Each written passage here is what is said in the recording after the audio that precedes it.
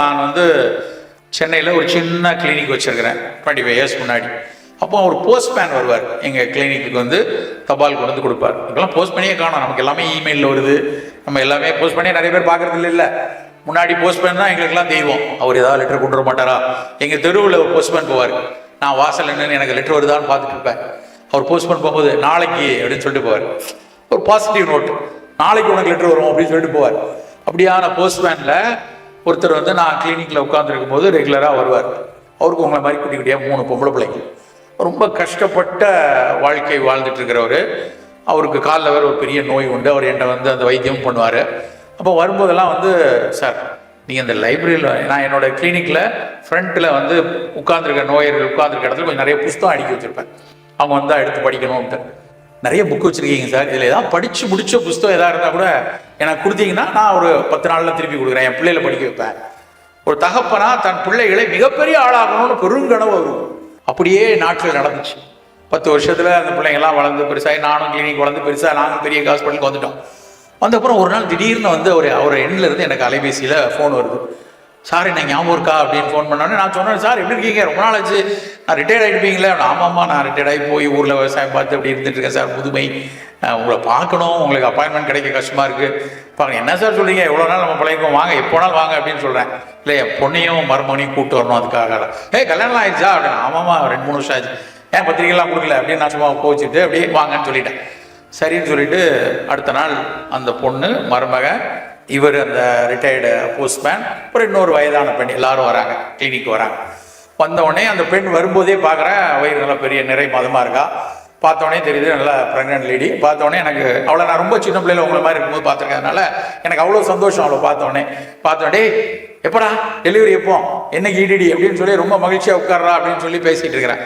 அந்த பிள்ளையோட முகத்தில் ஒரு சிறு வாட்டம் இருக்குது. ஆனால் ஒரு அந்த முகத்தை பார்த்தோடனே ஏதோ சொல்ல போகிறா அப்படின்னு ஒரு தயக்கத்தில், அங்கிள் இது மாதிரி அம்மா எனக்கு செப்டம்பரில் எனக்கு ஈடிடி, வந்தப்போ ஜூலை கிட்ட இருக்கும்னு நினைக்கிறேன், 7 மாதம் 8 மாதம் பெண்ணாக இருப்பான்னு நினைக்கிறேன்.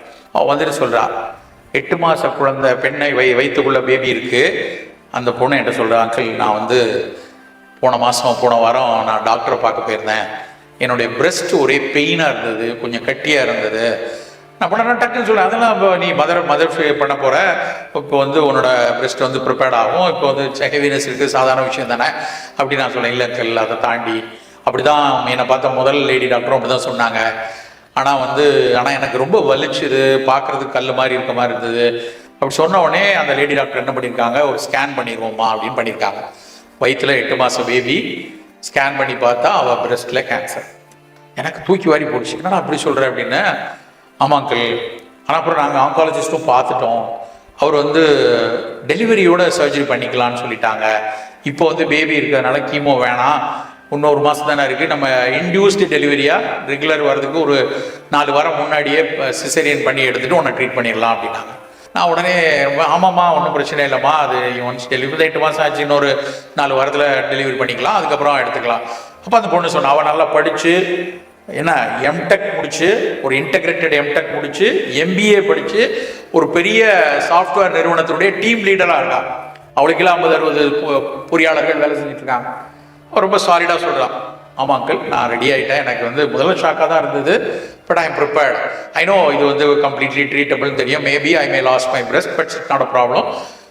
எனக்கு 2-3 கொஸ்டின் இருக்குது, அது கேட்குறேன் அவங்கள்ட்ட வந்தேன் அப்படின்னு. என்ன சொல்லுமா அப்படின்னு சொன்னால், ஃபஸ்ட்டு சொன்னால், நான் ஒரு மார்பகத்தை எடுத்துட்டான்னா எனக்கு குழந்தை பிறந்தப்புறம் அவளுக்கு இன்னொரு மார்பகத்தை வச்சு தாய்ப்பால் கொடுக்கலாமா, கீமோலாம் கொடுப்பேனே பால் கொடுக்கலாமா அப்படின்னா, அது தாராளமாக கொடுக்கலாம்னா, அதெல்லாம் ஒரு பிரச்சனையும் கிடையாது.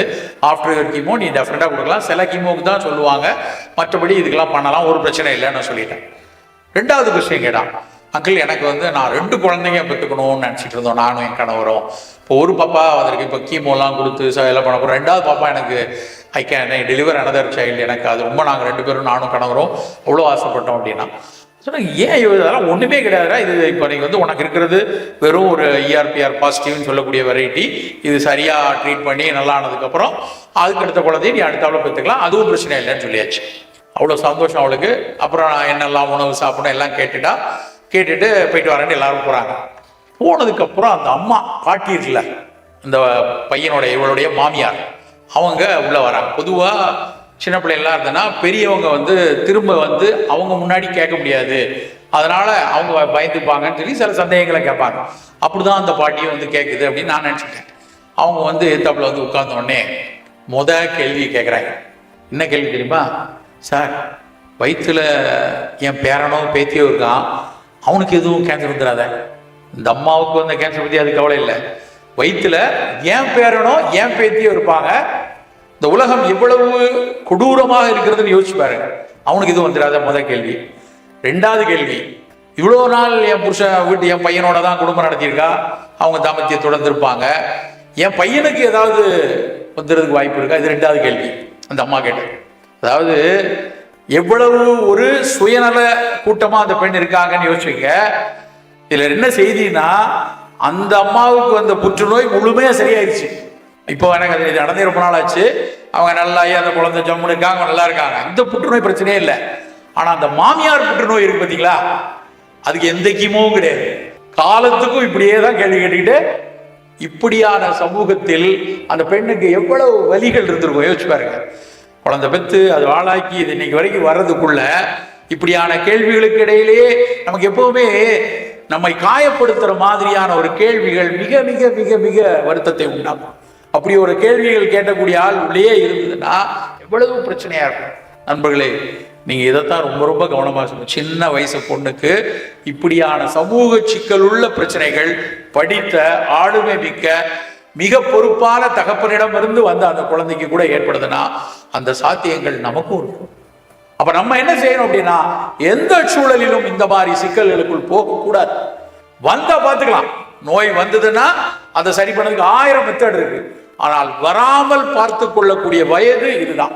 இப்ப எனக்கு இந்த சாக்லேட்லாம் வேணாம், இப்ப எனக்கு இந்த பீஸா பர்கர்லாம் தேவையில்லை, இப்ப எனக்கு இந்த குப்பை உணவுகளின் பிடிக்குள் நான் சிக்க மாட்டேன், நான் ஒவ்வொரு வேளை உணவிலும் ஆரோக்கியமாக மிக சரியான உணவு எதுவோ அதைத்தான் தேடி தேடி சாப்பிடுவேன்னு நம்ம இன்னைக்கு முடிவெடுத்தோம் அப்படின்னா, பின்னால் இந்த மாதிரி இந்த பெண் மாதிரியான சிக்கலுக்கோ வேறு நோய்களுக்குள்ளேயோ நம்ம போயிட மாட்டோம்.